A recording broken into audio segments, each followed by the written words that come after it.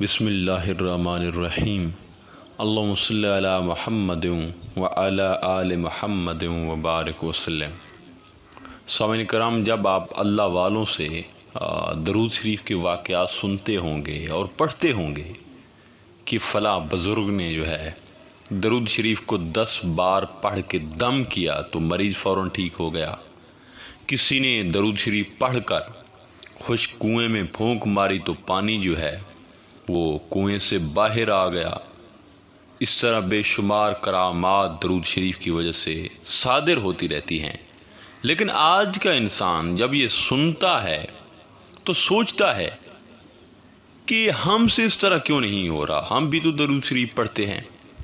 دیکھیے، درود شریف تو وہی ہے، آج بھی وہی پاور 1000 سال پہلے رکھتا تھا، لیکن جس طرح وہ لوگ درود شریف پڑھتے تھے ہم ویسے نہیں پڑھ رہے۔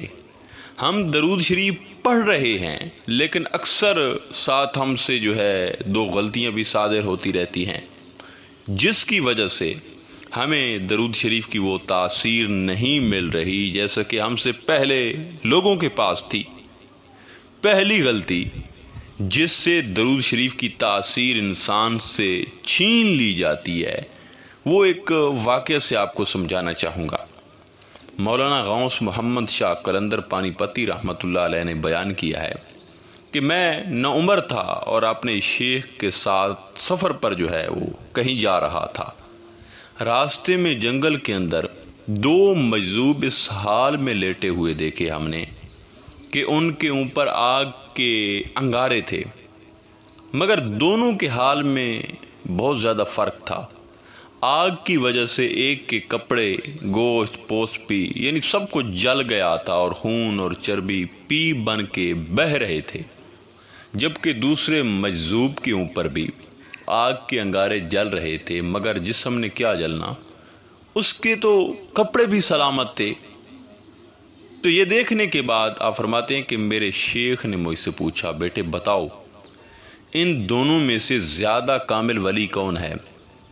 آپ فرماتے ہیں میں چھوٹا تھا لہذا میرا دھیان جو ہے وہ فوری کرامت کی طرف گیا، جس طرح ہم کمال کرامت کو ہی سمجھتے ہیں اور ہمارا سارا دھیان کرامت ہی کی طرف ہوتا ہے۔ وہ فرماتے ہیں کہ میں نے کہا کہ جس کے کپڑے بھی نہیں جلے یہ بڑا ولی اور بڑا کامل ہے۔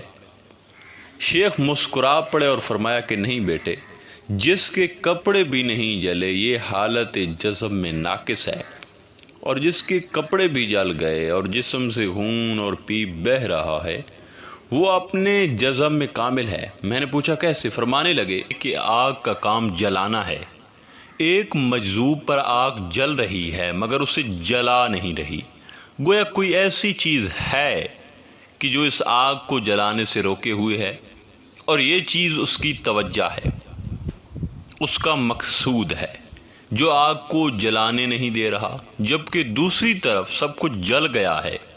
اس کا مطلب ہے کہ آگ اپنا کام کیے جا رہی ہے اور اس مجذوب نے اپنی توجہ اس کو جلانے اور روکنے کی طرف نہیں کی، بلکہ اپنی توجہ کو اپنے مولا ہی کی طرف جو ہے وہ مبذول کیے رکھا۔ سامعین کرام، ہم جب درود شریف پڑھتے ہیں تو ہم اس نیت سے پڑھتے ہیں کہ ہمارے گھر میں برکت ہو، ہمیں مال و دولت زیادہ ملے، ہمارے مسئلے مسائل حل ہوں۔ اس کا صاف مطلب ہے کہ آپ لالچ میں پڑھ رہے ہیں، تجارتی سوچ سے پڑھ رہے ہیں، آپ اللہ کی رضا کے لیے نہیں پڑھ رہے اور نہ نبی کریم صلی اللہ علیہ وسلم کے لیے پڑھ رہے ہیں۔ آپ کو تو میاں آپ کے اپنے کام عزیز ہیں، وہ کام جو ہے ہونا چاہیے بس، اور وہ کام بعض اوقات ہو جاتے ہیں، مگر اس کی وجہ سے درود شریف کی جو تاثیر ہوتی ہے وہ آپ سے چھین لی جاتی ہے، کیونکہ آپ کا مقصد اللہ کی رضا نہیں ہوتا۔ جن کو درود شریف سے تاثیر ملتی تھی اور جو خشک کنویں میں جو ہے پڑھ کے پھونکا مارتے تو پانی نکلتا تھا، وہ کیا کام کرتے تھے؟ وہ کبھی بھی کچھ بھی اپنے لیے نہیں کرتے تھے۔ اگر ان کو بیماری آ جاتی تو اپنے لیے وہ لوگ دعا بھی نہیں کرتے تھے، کھانا نہ ملے اور فاقہ آ جاتا تو اب بھی وہ دعا نہیں کرتے تھے، اس لیے کہ اپنے لیے مانگتے ہوئے ان کو شرم آتی تھی۔ ان کا ہر عمل نبی کریم صلی اللہ علیہ وسلم کے اس فرمان کے مطابق ہوتا تھا کہ مومن ہر وقت اللہ کی رضا میں مستغرق ہوتا ہے۔ وہ کبھی دنیا کی فکر نہ کرتے تھے اور نہ انہوں نے کبھی یہ جو مال و دولت اس کا کبھی سوچا تھا کہ ہمیں ملے۔ وہ دوسروں سے مال و دولت کے مقابلے نہیں کرتے تھے۔ آج ہم اس لیے درود پڑھ رہے ہیں تاکہ مال کے مقابلے میں میں دوسرے رشتہ داروں سے سبقت لے جاؤں۔ دوسری غلطی، اچھا کبھی آپ نے غور کیا ہے کہ ہم جس پر درود پڑھ رہے ہیں، جو درود والا ہے وہ کون ہے؟ کس اعلیٰ ظرفی کے حامل ہستی پہ ہم جو ہے وہ درود پڑھ رہے ہیں؟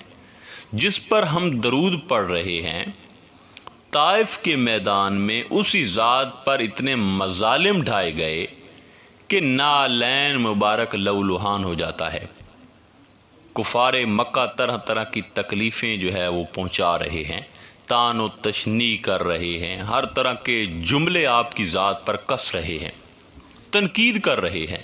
اس ہستی کے پاس ہر قسم کے اختیار ہوتے ہیں، حکومت ہوتی ہے، اور انہی کے پاس جا کر فرماتے ہیں کہ جنہوں نے ظلم کیے تھے کہ آپ کو پتہ ہے کہ آج میں آپ لوگوں کے ساتھ کیا کرنے والا ہوں، کیسا سلوک آپ کے ساتھ میں آج رکھوں گا۔ تو انہوں نے کہا کہ ہمیں پتہ ہے، آپ ہماری گردنیں اڑائیں گے، ہم کو سولی پہ چڑھائیں گے، کیونکہ ہم نے آپ کو تکلیفیں جو بہت دی ہیں، ہم اس کے مستحق ہیں۔